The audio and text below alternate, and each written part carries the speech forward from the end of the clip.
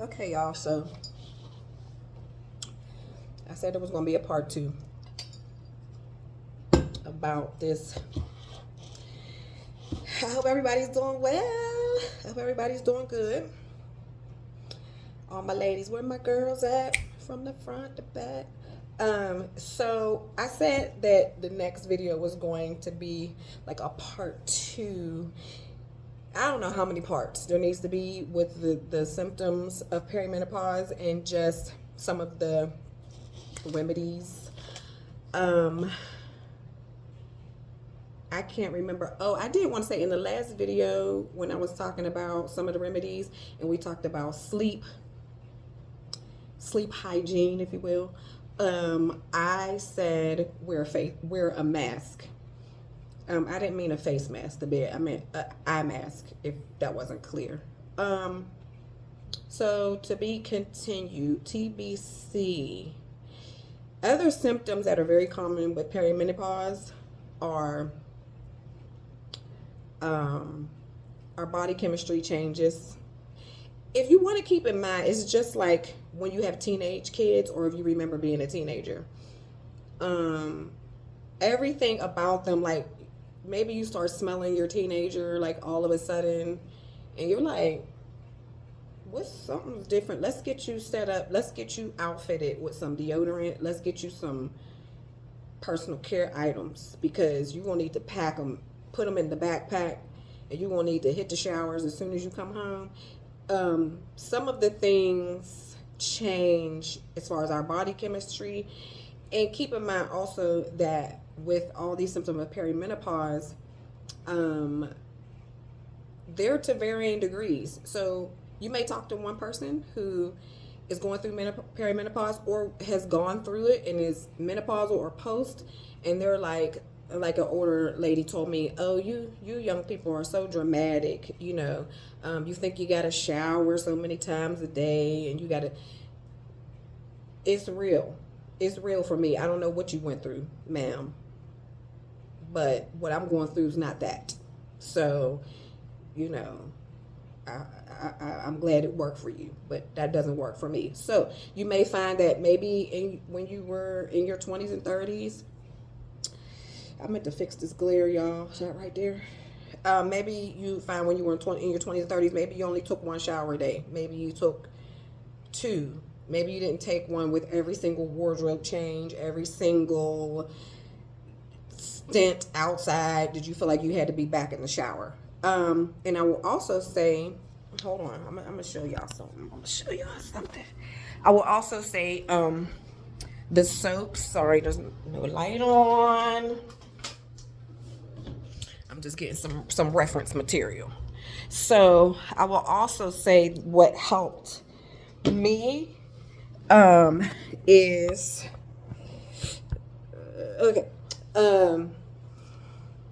remedy soap, tea tree oil, peppermint. It's really good. I ordered it from Amazon. It has coconut oil, olive oil, all kinds of good stuff, tea tree, peppermint, rosemary, like different things, aloe, all kinds of things. This helps even if you have like skin issues. Maybe if you had like a certain, I don't know, dermatitis or something like, I don't want to say dermatitis, but some people, if you look at the reviews, even use it like if they have like maybe fungal situations getting ready to happen on their skin. I just use it because tea tree and peppermint is no joke on the balance. This is, and you probably have seen it. Hold on, let me do the YouTube. Can y'all see that? This is good for the V-zone, tea tree oil, and prebiotic. Now, tea tree oil generally would not be something that you would want to use in these delicate mucous membrane type of areas, but somehow this balance is good, and it has good stuff in it too. I mean, it has blah blah blah blah blah blah blah, the stuff that has like a whole lot of letters, and then it has cranberry, the tea tree, the mannose, which also the D-mannose supplement is good for the urinary tract, because that is another issue that a lot of us face frequent UTIs.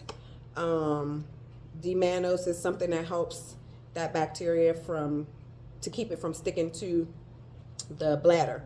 So, but mannose is in here too. Lavender, chamomile. So those are good for balance, for body balance. Deodorant, that's up for debate because some of us are like, I cannot in this lifetime or any other one that we might think up wear a natural deodorant. I feel like once I detox my system, and it does require, that you're going to hit the bathroom and hit the area a couple times throughout your day. You're going to have to find a bathroom until you're completely detoxed, especially if you've been using deodorant that has aluminum in it. And some of you may find if you've been using deodorant with aluminum in it, maybe you get those cysts and things like that. That's another conversation for another day, but that can lend itself to that. But to detox all of that, to get to a place, some people swear by using witch hazel under their arms first, and that helps detox. Coconut oil helps. But again, that's why I said it's up for debate. I use native, but a lot of times I buy those mini ones because they coming at somebody's neck on the price. Okay. So I don't use so much doggone deodorant that little native thing won't last me a minute. But I have sensitive skin, so I do have to be careful, with that. So that's that for the whole BO topic. And also when you're sleeping, the night sweats. So we have body chemistry change or BO. We have night sweats, which some people are flipping around. A lot of us are flipping around all night. Maybe you don't have hot flashes all day long, but you're flipping around all night and your clothes are wet and you're having to get up, get out of the clothes, put on new clothes, lay the sheet out so that you can lay on top of the sheet because the fitted sheet is soaked and you trying to get to some sleep so you can get to work tomorrow.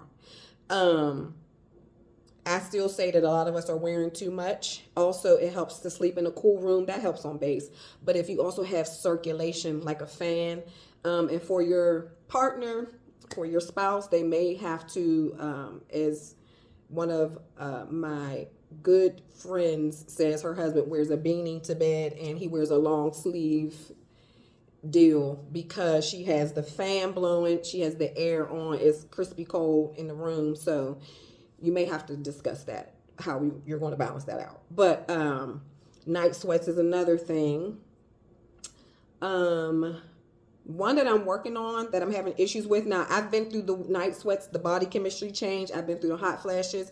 I had a hysterectomy, so I didn't feel like it was going to hit me the way they said. I had a total, so they didn't even leave me with one ovary. Usually they try to leave you with at least one so that it'll still regulate your hormones. Hormones touch almost every area of your existence, your hormones.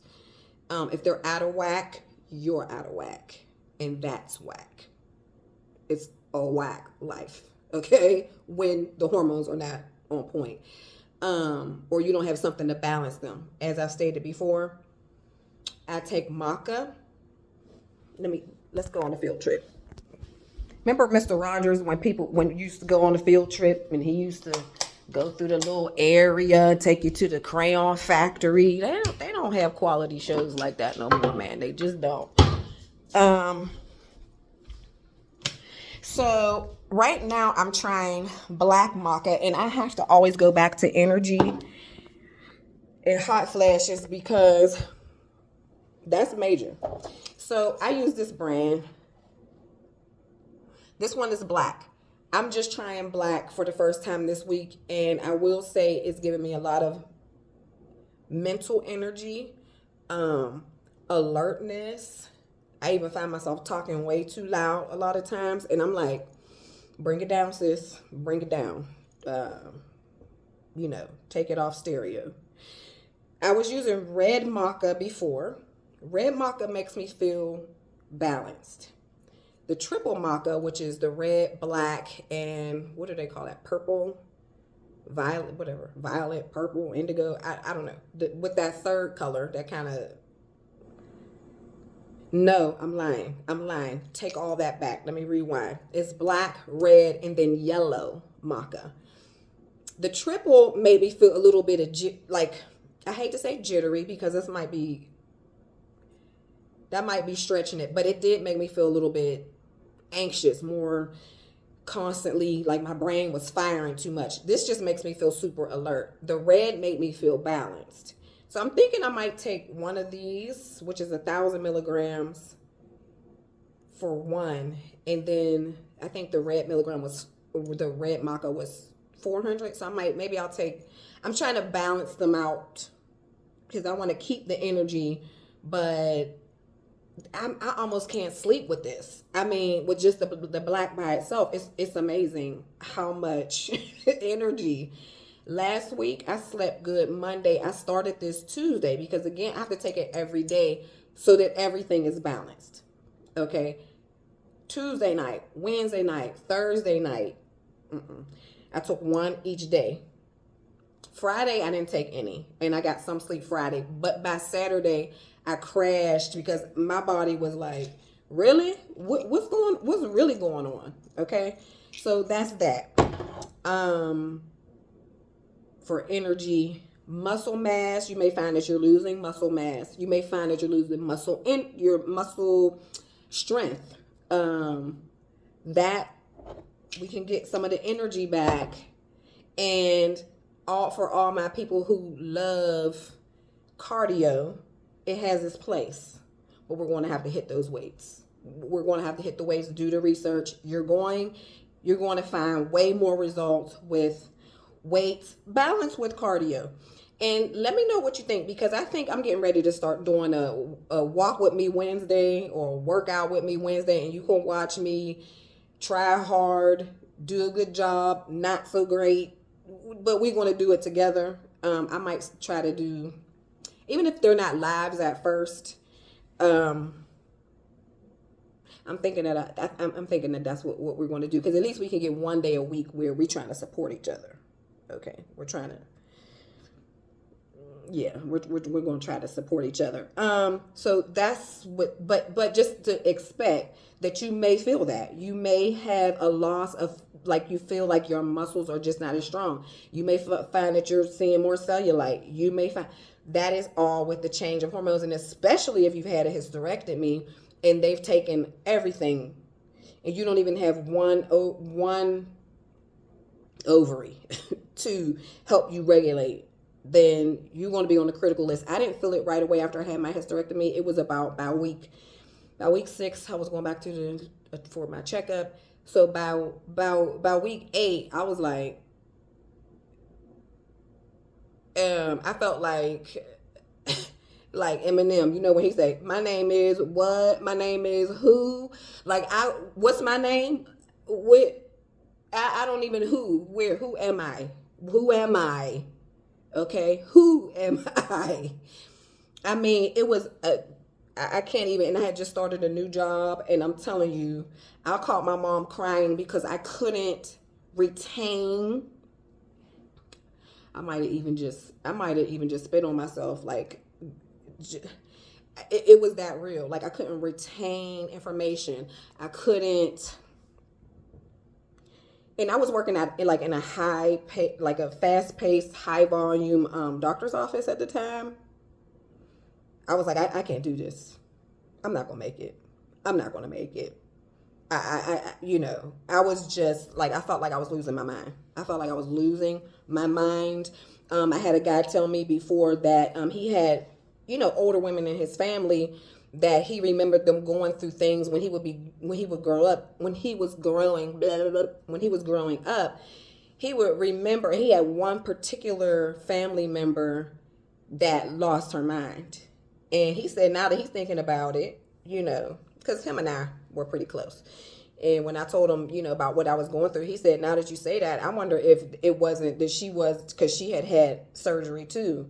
And he's like, I wonder if it wasn't that she was going through some type of menopausal symptoms. And you know, and if you know, you know that before all this online exchange of information, you know, access to people all over the world, you know, we can kind of compare notes. Nobody was talking about this. Nobody talks about it. I don't know if this was like some type of like strong woman competition where you felt like you just didn't talk about what was going on, frailties or difficulties. It was just like, muscle up. Like, you know what I'm saying? You're a woman, just pull it up from the mud, out of the pull by the bootstraps. You know, that was it. There was no real conversation about this. So I just find it helpful. The conversations come up so much that I'm like, let's just really talk about it. Something that I'm still working on. I think I started talking about that and deviated. Diet, cravings, the food situation. I am a snacker. I've never been like a big meal eater. But I can snack all graze, if you will, all day long. And what I think it is, because I did feel different when I was getting more protein. That gave me a lot of energy when I was trying to challenge myself to get at least half of my body weight, which I weigh about 155 pounds. So I was trying to get half of my body weight in protein. And when I was doing that, it was like I was speeding around. It made me feel different. But when you eat, keep in mind, when you eat a lot of carbs, you crave more carbs. They give you some energy, but especially around this menopausal time of our lives, those carbs are also going to sit on your stomach, because you're going to find that stomach is the hardest thing to get rid of. Things just don't, it's just not like it used to be, and that's okay. And that's okay. It's just different. It's just a different time of life. So if anybody has any suggestions on a natural supplement for cravings to curb, I'm still doing my research on it. But if you have anything, let me know. I appreciate that. Let us know. This is a community. Let us know. What else? As you can see, that I'm very heavy on natural options, because why be on the prescription if it was already created? It's already here. Most of the prescriptions come from the natural stuff anyway. Okay, also with the food, kind of, you know, the whole diet, exercise, and things like that, constipation. That's a big one. If you had issues before, you will have them. If you didn't have them before, whatever it was before, it's very possible that you're going to be on a critical list at this point when it comes to bathroom activities. And constipation is a big one. I always find a still natural. So I had my doctor, my gastro doctor, tell me after doing a colonoscopy and everything's good. Yeah, you're great. I don't really have anything to offer you as far as constipation is concerned. Just, you'll probably be taking Marilax for the rest of your life.